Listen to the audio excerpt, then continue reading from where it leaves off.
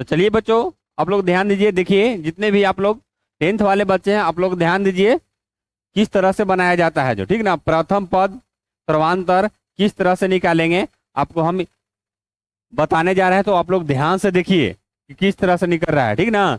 ये जो क्वेश्चन है ना, ये आपको पूछा गया है 2015 में, समझ गए ना। तो आप लोग जितने भी 10th वाले हैं, आप लोग सब लोग ध्यान दीजिए और देखिए कि प्रथम पद इसमें कौन है।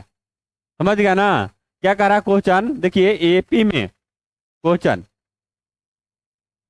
कहता है AP 0.6 comma 1.7 comma 2.8 comma 3.9 dot dot के प्रथम पद, क्या कह रहा, प्रथम पद तथा सर्वांतर सर्व सर्व आंतर लिखें। क्या कह रहा है, सर्वांतर लिखें। तो चलिए हम इसको सर्वांतर लिख रहे हैं। आप लोग ध्यान दीजिए किस तरह से हम लिख रहे हैं, ठीक ना। इस चीज पर ध्यान दीजिए, आपका ये एक नंबर आपको कभी नहीं कहीं नहीं जाएगा। क्या, आपको एक नंबर कहीं नहीं जाएगा। इस तरह आप लोग बनाइएगा तब, समझ गए ना। अब देखना इसमें क्या, प्रथम तो है ये है, यानी क्या कर रहा है, प्रथम पद पहला जी, ये जो पहला है ना, ये प्रथम पद यही हो जाता है। समझ गया ना, प्रथम पद जिसको हम ए बोलते हैं, है ना। प्रथम प्रथम पद कितना हो गया, 0.6। समझ गया ना, क्या हो गया, 0.6। हम इसी को ए बोलते हैं, याद रखिएगा। समझ गया ना, इसी को हम ए बोलते हैं। समझ गए। अब चलिए दूसरा में क्या कह रहा है, तथा सर्वांतर लिखें। कह रहा है सर्वांतर लिखेंगे, तो सर्वांतर कैसे निकालेंगे। सर्वांतर निकालने के लिए क्या होता है ना, डी बराबर हम लिखते हैं T2 माइनस T1। याद रखिए, एक ज्यादा लीजिएगा पीछे कम लीजिएगा, तब ना घटेगा, तब सर्वांतर निकलता है। समझ गया ना, तब सर्वांतर निकलता है। ज्यादा में से ना कम घटाएंगे तब ना घटेगा।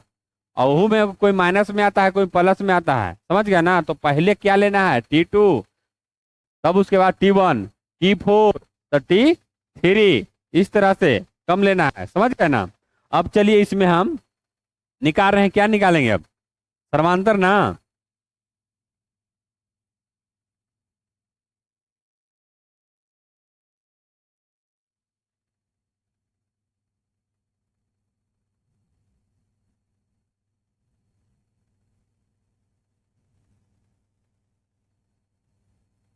सर्वांतर समझ गए ना, इसी को हम डी बोलते हैं।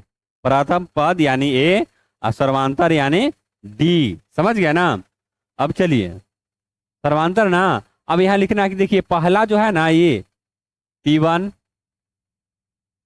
T2, T3, T4। अभी बताएं आपको कि एक ज्यादा लेना है, पीछे एक कम लेना है।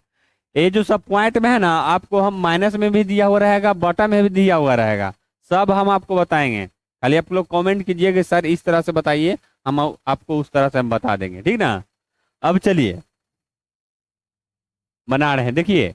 तो यहाँ डी बराबर क्या लिखेंगे, डी बराबर लिखेंगे T2 माइनस T1।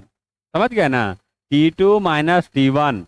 तो T2 देखिए कितना है, 1.7, माइनस है तो माइनस देंगे, ये फॉर्मूला होता है सर्वांतर निकालने के लिए। अंतर यानी सबका अंतर कितना कितना का है, ठीक ना।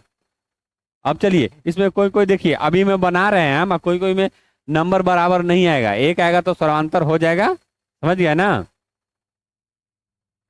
अब देख रहे हैं, इसमें से घटा रहे हैं, T1 कितना है, 0.6, इसको घटाइएगा तो कितने 1.1 हो जाएगा। समझ गए।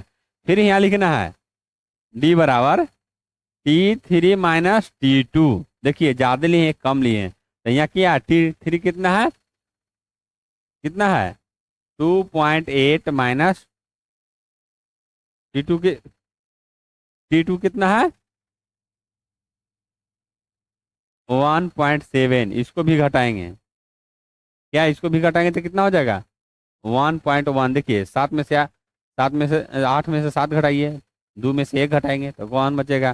फिर डी बराबर लिखिए T4 माइनस T3। देखिए 4 कितना है 3.9 माइनस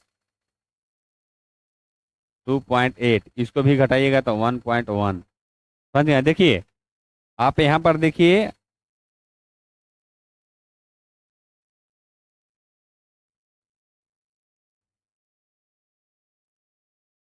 देख लिए ना कितना सर्वांतर आया, 1.1, 1.1। समझ गए ना, 1.1। अब इसी में कहा कि सर्वांतर है कि नहीं है, कोई कोई में पूछ देगा। तो ये नंबरवा जो है ना, कोई में 1 आएगा, कोई में 3 आएगा, कोई में 4 आएगा, कोई में 5 आएगा। अब देखिए कुछ कहेंगे, अब देखिए दोनों तीनों बराबर आया है, यानी कहेंगे सर्वांतर है। अगर इसमें कोई में पूछ देगा आपको OJT में, इस तरह से दिया हुआ रहेगा, ध्यान दीजिए, इस तरह से दिया हुआ रहेगा, इसको निकालने के लिए कहेगा कि निकालिए, बताइए सर्वांतर है कि नहीं है। तो इस चीज में नहीं रहेगा, नंबर बराबर आगे पीछे रहेगा तो बोलेगा कि नहीं है, टिक मार देंगे।